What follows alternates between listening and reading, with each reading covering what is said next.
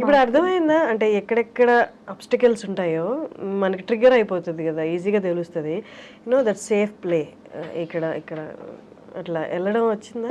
Definitely వచ్చింది. Professional గా అదంతా వచ్చి ఎక్కడో దగ్గర వెంట అవుట్ ఉండాలి కదా, ఫ్రెండ్స్ దగ్గర, పేరెంట్స్ దగ్గర, ఫోన్ లోనో. వెంట్ చేసుకోకపోతే like I said mental health is always at stake.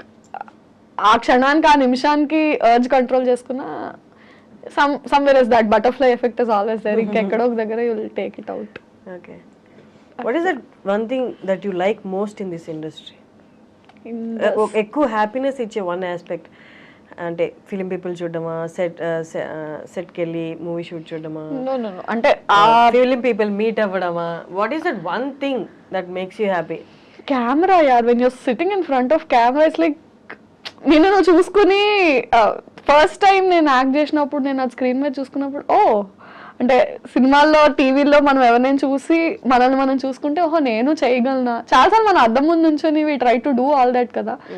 నిజంగా మనం అది చేసి and people are liking it. మనం చేయడమే కాదు, ఎవరైనా చేస్తారు ఫోన్లో, బట్ పీపుల్ నీకు అప్లాజ్ చేసినప్పుడు ఓకే నన్ను నేను నచ్చుకోవడమే కాకుండా జనాలు అందరూ ఆదరిస్తున్నారు. When you are a people pleaser, నీ టాలెంట్తో నువ్వు పీపుల్ని when you can impress them, that part is like. ఒకప్పుడు అప్రిసియేషన్ అనేది, జనాల చప్పట్లు అనేవి అమూల్యమైనవి, చాలా ప్రీషియస్గా చూసుకునే వాళ్ళు. ఇప్పుడు సోషల్ మీడియాలో నువ్వు సూపర్, నువ్వే నా బిగ్గెస్ట్ ఇన్స్పిరేషన్ అని చెప్పి, నేను నీకు బిగ్గెస్ట్ ఫ్యాన్ అని చెప్తారు. సేమ్ అకౌంట్లో సేమ్ పర్సన్ సేమ్ కామెంట్ ఉంటుంది. అంటే ఎక్కడో ఇదంతా డైల్యూట్ అయిపోయింది అప్రిసియేషన్ కూడా, దీన్ని రియల్ గా మనం ఆస్వాదించలేము అన్న సిచ్యువేషన్ అనిపించిందా? అంటే కమెంట్స్ అని కాదు, I don't mean appreciation in the form of comments అని కాదు. ఇప్పుడు ఫర్ ఎగ్జాంపుల్ నా సిరీస్ కి అప్రిసియేషన్ అంటే వ్యూవర్షిప్. ఇప్పుడు 2 million మంది చూస్తే 2000 మందే కమెంట్ చేస్తారు, విచ్ ఇస్ 1%. సో ఎన్ని కమెంట్స్ వస్తున్నాయి, ఎన్ని పొగడ్తలు వస్తున్నాయి? 2000 మంది పొగుడుతున్నారు, 2 లక్షలు 20 లక్షల మంది చూస్తున్నారు. సో రేషియో ఆఫ్ కమెంట్స్ వచ్చి, కానీ వ్యూవర్షిప్ అంటే నువ్వు ఎక్కడికి వెళ్ళినా నిన్ను గుర్తుపట్టి మీరు పెళ్లివారి మండి చేశారు కదా, దట్ ఈస్ అప్రిసియేషన్ ఓన్లీ. అంటే మీరు బాగా చేస్తారు, కిందన అక్క నువ్వు బాగా చేస్తావు అన్న ఒక కమెంట్ పెద్ద డిఫరెన్స్ మేక్ చేయకపోవచ్చు. 20 లక్షల మంది చూస్తున్నారు, నువ్వు పెట్టిన వెంటనే ఇంతమంది నచ్చుకుంటున్నారు. సో నీ సోషల్ మీడియాలో కింద 20 కమెంట్లు రావచ్చు, నీకు ఫాలోవర్స్ నువ్వు నేను ఇష్టపడకపోతే నేను ఫాలో అవ్వరు కదా. లైక్ చేయడం, కమెంట్ చేయడం కాదు, అంటే నిన్ను అడార్ చేస్తున్నారు కాబట్టి they following your work, they following you personally. బయట నిన్ను చూసినా సరే నువ్వు ఇక్కడ సెకండ్ దగ్గర ఇచ్చిన ఈ ఎక్స్ప్రెషన్ బాగుంది అంటే ఎందుకంత చేస్తున్నారు అంటే because they liking it, that is appreciation only.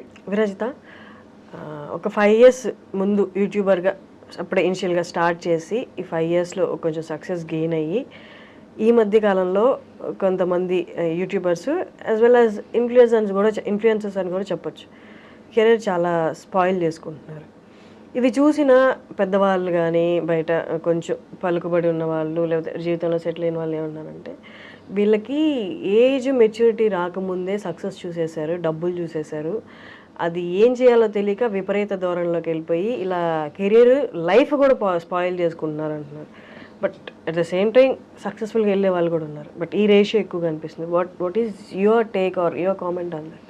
అంటే that's a very individualistic thing. అంటే we can't pass a comment on that because మారుతారు కదా. అంటే 10 years బ్యాక్ ఇండస్ట్రీ ఉన్నట్టు ఇప్పుడు ఇండస్ట్రీ లేదు, 20 years తర్వాత ఇలా ఉండదు. సో స్పాయిల్ చేసుకుంటున్నారు, పతనం అయిపోతున్నారా అన్నది అంటే దాని ఆఫ్టర్ ఎఫెక్ట్స్ ఎవరికి ఇమీడియట్గా దేని ఆఫ్టర్ ఎఫెక్ట్స్ తెలియవు.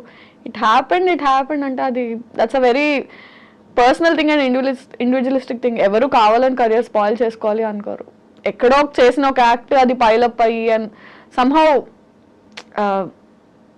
బర్స్ట్ అయిపోతుంది మీడియాకి వచ్చేసరికి, అది చిన్నది కూడా భూతద్దం అయిపోయి పోర్ట్రే అవుతుందో మరి that's intentional or unintentional coming out. And maybe public కూడా ఎక్కువ అటాచ్ అయిపోవడం వల్ల వాళ్ళు ఎవరినైతే అభిమానిస్తారో వాళ్ళ మీద చిన్న ఇది వచ్చినా సరే దాన్ని వాళ్ళు తీసుకోలేక బ్యాక్ లాష్ అవ్వడం.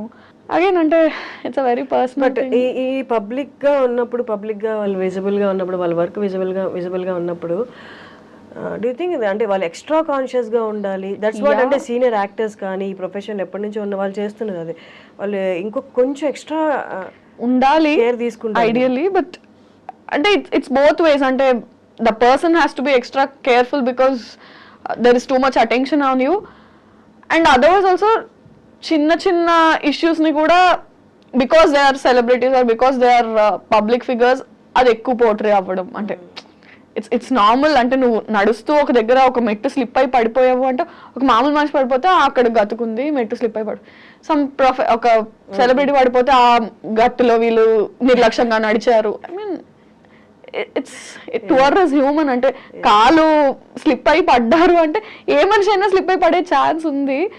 దాన్ని పబ్లిక్ ఫిగర్ కి వచ్చినప్పుడు ఎక్కువ పోర్ట్రే చేస్తారు. నార్మల్ పర్సన్ అనేసరికి ఇట్స్ ఓకే, ఇట్స్ ఫైన్ అన్నట్టు ట్రీట్ చేస్తారు. Yeah, they have to be extra conscious, and I think the people in media also have to little chill down. I mean, వాళ్ళు మనుషులే కదా.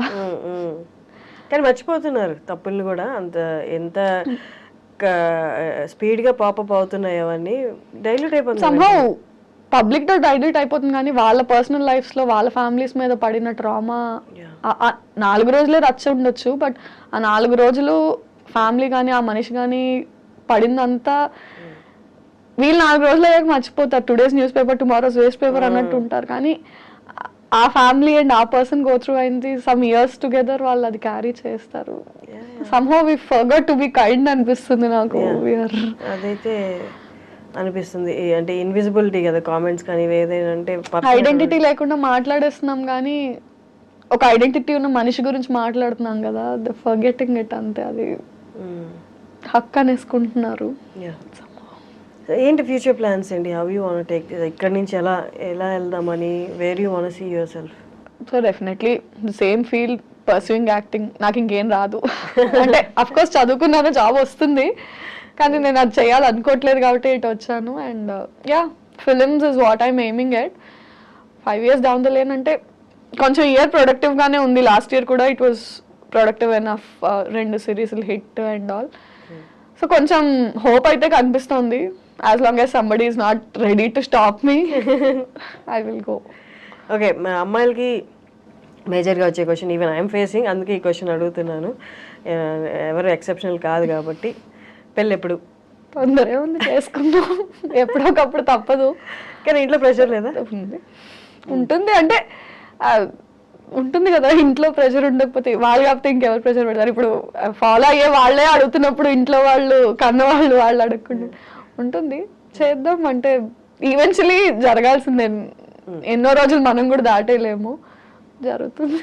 కానీ ఈ ఇండస్ట్రీలో ఉన్నారంటే చాలా మంది అనుకుంటారు పొద్దున్న లేస్తే ఈవినింగ్ పడుకునే వరకు ఫోన్ నిండా ప్రపోజల్స్ అని అనుకుంటారు, కానీ it's completely opposite actually. But అంటే వాట్ ఈస్ యువర్ ఒపీనియన్? మీకు అంటే ప్రపోజల్స్ అంటే what do you consider as proposal? I love you is not a proposal.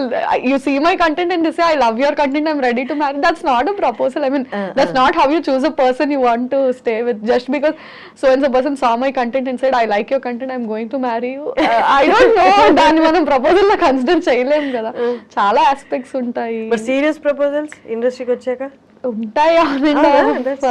I mean అంటే అది కన్సిడర్ చేసే అంత పెద్దవి కాదు, ఇగ్నోర్ చేసే అంత చిన్నవి కాదు. బట్ అంటే మనకి ప్రపోజల్స్ కన్నా అరే కొంచెం ఆపర్చునిటీస్ ఏమైనా ఇప్పించవా, ఇవి నేను చూసుకుంటానులే, నాకు అది కావాలి, don't help me with this but help me with that. అంటే నీకు నేను కావాలని ఇది అడుగుతున్నా, నాకు అది కావాలి. సో కెరియర్ లో ఆపర్చునిటీస్ ఏమైనా ఉంటే ఇప్పించు అన్నట్టు.